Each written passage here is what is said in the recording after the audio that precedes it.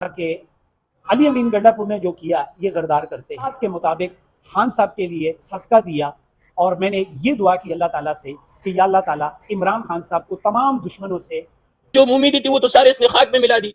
अच्छा, इधर तो हमने पहुंचा दिया, खान साहब का हुक्म था कि अली अमीन ने उधर पहुंचना है। मैंने अपनी तमाम टीम, मेरे साथी सब गवाह इसकी बात की कि हमने सबको बोला कि भाईजान हमने अली अमीन को खंदों पर बिठाना है, हमने उसको सर पे बिठाना है, हमने अली अमीन गंडापुर साहब को पहुंचाना है डी चौक तक। स्टार्ट करो, इसके पीछे चलते हैं। जा किधर रहे? अच्छा, आए किस लिए और ये जा किधर रहे? आजम स्वाति साहब तो उधर ही से गायब हो गए और अली अमीन गंडापुर साहब के पीछे हम केपी हाउस में आ गए। बिस्मिल्लाहिर्रहमानिर्रहीम, अस्सलाम वालेकुम। गुज़िश्ता रोज असद कैसर साहब ने एक शॉकिंग न्यूज़ दी और जिसने भी वो शॉकिंग न्यूज़ सुनी यकीनन उससे मुझ समेत बहुत ज़्यादा तकलीफ हुई कि कौमी लीडर के साथ इस तरह बर्ताव कर रही है हुकूमत।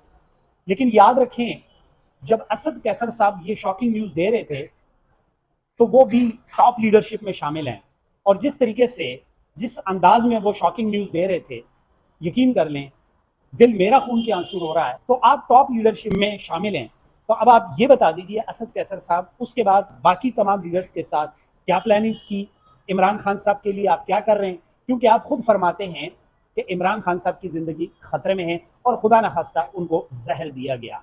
तो अल्लाह करे कि ये झूठ हो, अल्लाह करे कि ये सच कभी ना हो, लेकिन आप तो टॉप लीडरशिप में हैं और कितना वक्त हो गया कि आपने ये शॉकिंग न्यूज़ दी और उसके बाद आपने क्या किया?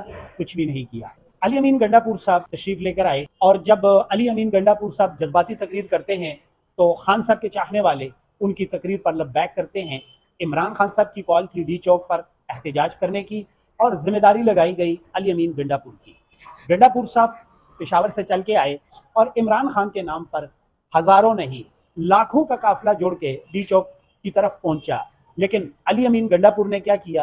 अली अमीन गंडापुर कहते हैं मैं डी चौक पहुंचा हूं। बकौल हकीकी आज़ादी टाइगर के हिजरत साहब हैं जो ये काफिला और जो तमाम इंतजाम थे वो उन्होंने अरेंज किए। उनका मैंने इंटरव्यू भी किया और उन्होंने कहा कि अली अमीन गंडापुर ने जो किया ये गरदार करते हैं।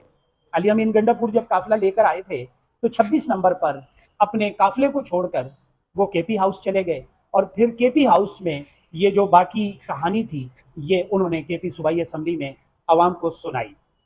और फिर उसके बाद मैंने एक सर्वे किया अपने यूट्यूब पर, अपने एफबी पे, व्हाट्सएप पे मैंने सर्वे किया आवाम का और आवाम ने क्या कहा?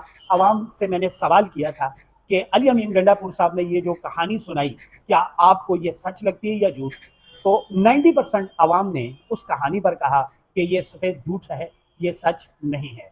बहरहाल हम इस बात में नहीं पड़ते कि अली अमीन गंडापुर साहब ने सच कहा था या झूठ कहा था, लेकिन अली अमीन गंडापुर साहब ने एक कोशिश ज़रूर की क्योंकि उन्होंने जब डी चौक में आने का फैसला किया तो आपके आने के फैसले से पहले ही 500 पीटीआई के कारकुन गिरफ्तार हो चुके हैं। ये कारनामा आपका है।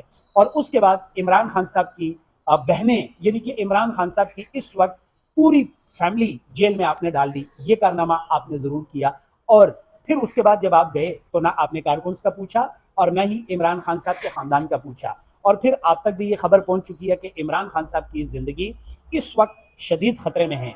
तो आप सीएम है, आप पर बहुत ज़्यादा रिस्पॉन्सिबिलिटीज़ हैं और इमरान खान साहब ने आपको बहुत बड़ी जिम्मेदारी लगाई। ये शॉकिंग न्यूज़ सुनने के बाद ना हमें बैरिस्टर गौहर अली साहब नज़र आए और इसके अलावा बाकी लीडरशिप भी बयानात के हद तक है। तो मैं ये समझता हूँ कि इमरान खान साहब की आज़ादी के लिए और उनकी बीमारी को और ये जो शॉकिंग न्यूज़ है कि खुदा न खास्ता उनको जहर दिया गया, पीटीआई की लीडरशिप ऐसा बर्ताव कर रही है इमरान खान साहब के साथ जिस तरह पीएमएलएन कर रही है। जिस तरीके से पीएमएलएन इमरान खान साहब के साथ और पीटीआई के साथ बर्ताव कर रही है तो पीटीआई की बाकी लीडरशिप जो है वो भी कुछ कम नहीं कर रही। सिर्फ और सिर्फ बहुत सारे मेरी पीटीआई के कारकुन से बात, वो कारकुन कहते हैं जो स्पेशली हकीकी आज़ादी के टाइगर्स हैं और हकीकी आज़ादी के कारकुन हैं, वो कहते हैं कि मौजूदा लीडरशिप कभी भी नहीं चाहेगी कि इमरान खान साहब बाहर आए। तो आपने और हमने क्या करना है?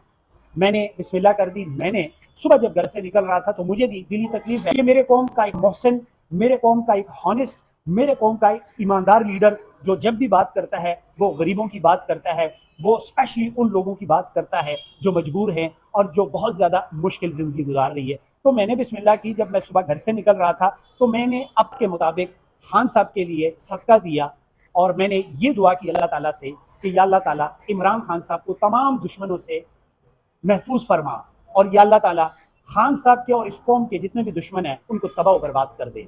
तो आपसे भी गुजारिश है कि आप भी अगर इमरान खान साहब से और प्यार करते हैं और आप चाहते हैं कि इमरान खान जैसा लीडर इस प्यारे वतन पाकिस्तान को बल्कि पूरी उम्मत मुस्लिमा को कभी नहीं मिलेगा, तो आपसे गुजारिश है आप भी अपनी इस्तात के मुताबिक खान साहब के लिए सदका दें और एक कोशिश ज़रूर करें, दरूद शरीफ पढ़ के खान साहब के लिए 3 मरतबा आयातुल कुर्सी ज़रूर पढ़ें, क्योंकि पीटीआई की लीडरशिप वो बर्ताव कर रही है इमरान खान साहब के साथ जो पीएमएलएन कर रही है, पीपी कर रही है या पीडीएम के बाकी पार्टियां कर रही हैं। तो आपको पीटीआई की मौजूदा लीडरशिप से कोई तवक्को नहीं रखना चाहिए, क्योंकि पीटीआई की लीडरशिप कभी ये नहीं चाहेगी कि इमरान खान साहब बाहर आए।